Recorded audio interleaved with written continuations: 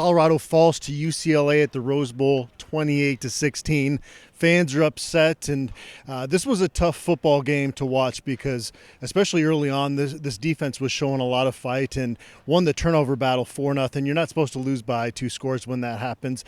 You've been hearing it from the fans on Twitter. I have on the message board as well. Your takeaways? Yeah, like Coach Prime says, we're not new to this. We're true to this. You and I have taken a lot of flack and have felt a lot of the flack from the fans over the years. They direct it sometimes at us because that's where they like to vent. But we've covered a lot of bad football over the years. This was not to that level, but in some ways it was. It was hard to watch because. I think it was hard to watch for the fan base because we expect so much more out of this offense. We've seen this offense led by Shedeur Sanders put up big numbers and score and put a lot of points on the board and get in the end zone a lot, and it didn't happen tonight. And when you win the turnover battle 4-0, Chip Kelly at UCLA was 3-19 before tonight when losing the turnover battle. It's 4-0 in favor of CU, and they don't win this football game. That's brutal. I mean, you look at the second quarter, and UCLA, they scored on the second play of the second quarter. They finished off a drive.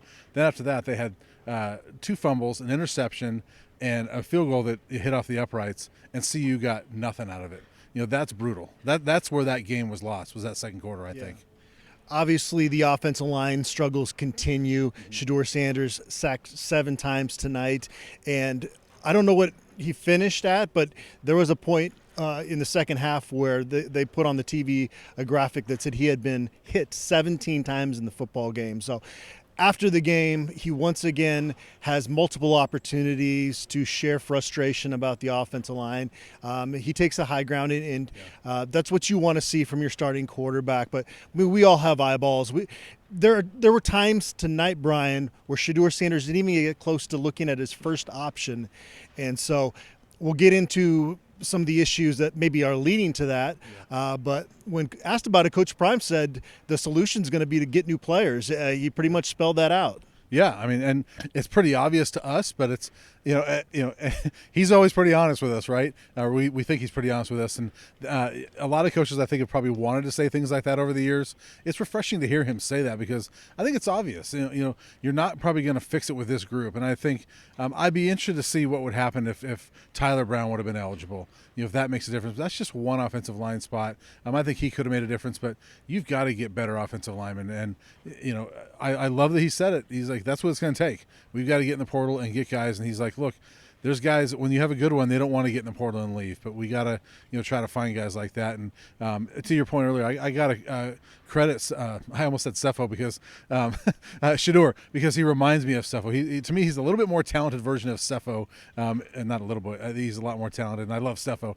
But Sefo took such a beating a lot of times in his career and would take it and then sit down in front of us and take the blame himself. Shedeur does that same thing. Sefo was a big-time leader. I think Shedeur is that for this team as well, but he doesn't have a whole lot of help. And when that offensive line is just letting guys through time after time after time, I feel sorry for the kid because he's getting banged up.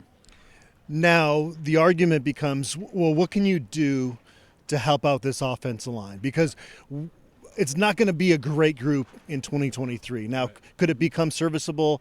I don't know schematic changes that would allow that, but certainly I feel like running the ball more than 11 times on design runs in a football game is going to help that group gain some confidence and take some of the pressure off Shedeur Sanders.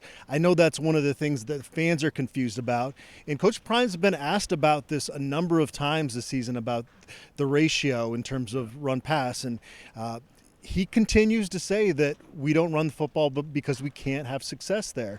He mentioned a time when they did it on first down and it was 2nd and 15. That's one area I tend to disagree with Colorado's head coach. I think this is a team that needs to find that balance, or Shedeur is going to continue to be put in really rough, tough situations because other teams' defensive fronts are just licking their chops right now. Yeah, he was asked about committing to the run, and he said, hey, we committed to the run and on a first down and we lost 5 yards. To me, that's not committing to the run when you just decide to run one time. To me, committing to the run would be this drive, and these first 2 drives are going to be we're going to try to pound the ball and get something going. And, offensive linemen, I've talked to many of them over the years. They would prefer to run block. They like that better than pass blocking. It's harder to pass block. And so I think this is just my uneducated opinion here, but I think one way to help this offensive line is to get them in a groove with the run game.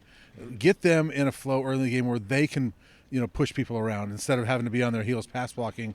I think that could help. And if you can get something to where you're going to show early in the game, we're going to try to run the ball, and you get one to pop. Now teams have to respect it.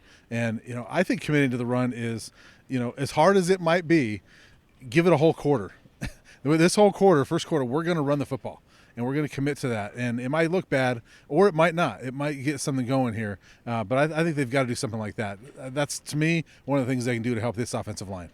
Usually in this day and age in the Pac-12, if you hold a team to 28 points, you generally win unless it's a team that likes to muck it up like a Utah.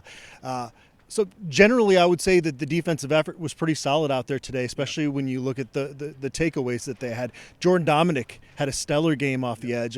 I thought that was maybe his best game as a Buff so far. And then Shiloh Sanders forces a fumble, Roderick Ward as well. What were your thoughts on Shiloh Sanders and the ejection there? Because it was pretty close. Yeah, when I first saw initially – when I was watching the replay, I was like, yeah, that's probably targeting because you see the head move a little bit on the receiver.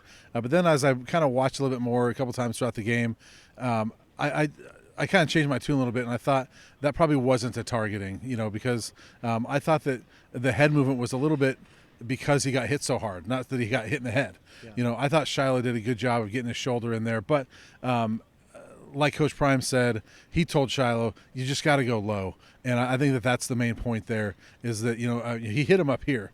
If he hits him right here, then I think that Shiloh's still in that game, because when it's close like that, they're going, in this day and age, they're going to err on the side of caution and call it a targeting. And so I thought maybe it wasn't a targeting, but I could see where they call it that. What do you think? It was pretty close. I think the way that they're calling it right now is on the cautious end of it. Yeah. And so when you put yourself in that position, I didn't have a big issue with it either way. But when you see a player with the intent, the shoulder, you hate to see them ejected. I thought maybe that's a play where it should be a 15-yarder, but the player still gets to stay in the game because it wasn't an egregious act. And for the most part, he was trying to do the proper thing in that situation. Yeah. Any other thoughts defensively? It was a group that the cornerbacks had kind of a bounce back game after a really rough second half against Stanford. Travis Hunter, his first interception, I still don't know how. He left his receiver and just attacked the football, and he's back now. Yeah, well, they've worn that jersey twice now, at TCU and then tonight, and he's got all three of his interceptions in that jersey. So they might want to wear that one a lot to get Travis Hunter going. But that was such a phenomenal play. It reminded me of the TCU interception where he came off his guy and just read it and made a great play. It was great to see him get back because he did not have a very good game against Stanford. And I didn't really notice the corners a whole lot tonight because I thought they played much better. And I thought that when Shiloh went out, I thought, well, that's a huge loss, obviously. And I don't know about you, but I was thinking, is this the time that you put Juju Mitchell in the game, move Trevor Woods back to safety? They didn't do that. They kept Trevor in at linebacker, brought in Jaquez Robinson, and he had he did okay. He had a penalty. I remember a pass interference, I believe, at one point. But I thought that those guys stepped up, and I thought defensively, you can't put this on the defense tonight to create 4 turnovers and only give up 28 points in this game. They did everything possible to try to win this game tonight. Yeah, Juju Mitchell was dressed out for tonight's game, and he did a video with Neely where he got on the phone with Ray Lewis. Coach Prime got him on the phone with Ray Lewis, so maybe we'll see him back. They could really use him during these last 4 games. Bishop Thomas not on the trip, and so this was the second straight game that he missed. Special teams, Alejandro Mata, solid. I still need to go back and rewatch the first one and find out. I wonder if the UCLA player that should have been able to block that had some late penalties in his past where he was too scared to just attack the football, because I still don't know how that wasn't blocked. Yeah, I don't know how either, because he was past Mata pretty much when the ball was kicked, and I thought I haven't looked at the replay, but I'm like, how did he not get an offsides penalty? How did he not block it? How was that kick made? And even if he didn't block it, how did Mata have the concentration to still get that through him and get it up in the air. So credit to Mata for somehow getting that up in the air and making that field goal, because I've never seen anything like that where the guy trying to block it just flies right by it, doesn't block it. And that's another issue with this team, is the special teams things. Random things seem to keep happening with some of the special teams units week after week. So 4-4, 2 more home games against Oregon State and Arizona before going on the road at Washington State and at Utah. It's looking more bleak in terms of their chances of going to a bowl game in 2023. It's not out of the realm of possibility, but this offense has to look different coming back home. Otherwise, they're not going to win 2 more games. If you don't get a run game going at some point, it's going to be really difficult to win any games going forward. And I think there's winnable games out there, but I think you've got to be more you got to be two-dimensional on offense. And Coach Prime said it tonight. He's like, look, we're one-dimensional on offense, and when you're that, offense or defenses can tee off on you, and that's what they're doing. And they've been doing it most of the year. They've got a really good quarterback that can make up for that against some kind of suspect defenses a lot of times. This is not a suspect defense here at UCLA. This is the best defense in the Pac-12, and so I think that as bad as the offense looks, a lot of credit ought to go to UCLA, because they've been doing that to everybody this season, and stuffing the run on everybody, and making everybody look bad. I mean, this is the team that really struggled to play defense under Chip Kelly for the first 5 years. All of a sudden this year, they're the number 1 defense in the Pac-12, and they showed it tonight. Might be our last trip out to Los Angeles. It's hard to know when Colorado would be headed back here. I have not liked this road trip every year because of the traffic generally, but I try to take more time to enjoy it this time and spend a little bit more time at the beach. And this Rose Bowl is a pretty cool place when you get a decent crowd in there like they did tonight. It was a late arriving crowd, and I don't know if it was quite 70 that they were announcing, right. But it was maybe my best experience covering a game here just from the environment. Yeah, I thought so. I think it was the best environment of the 5 times I've been here. And, I don't love the LA trip, but I will say the venues, I'll miss going to the Coliseum, and I'll miss going to the Rose Bowl. I mean, those 2 places are so iconic, and the history there. And I mean, even walking back in the up in the level where the press box is, just the things that are up on the wall and the history that's up there, and the Keith Jackson statue outside. I grew up. I mean, that's the voice you heard of college football, right? And so I'll miss coming to these places because they are such iconic venues. And we saw the well-off videos before. Even Deion Sanders and these guys just like, man, this is an iconic stadium. And after the game today, even he took that time to appreciate it and say, a few years ago we were coaching youth football, and here we are in the stinking Rose Bowl, coaching football, and here we are, maybe the last time you get to cover a game here in the stinking Rose Bowl. So they haven't been great games for CU, but this is a pretty cool place. We better enjoy this weather for a few more hours because it's snowing back home, so hopefully our flights get there on time. But we'll be back with more analysis from Boulder as Colorado gets set to play Oregon State next.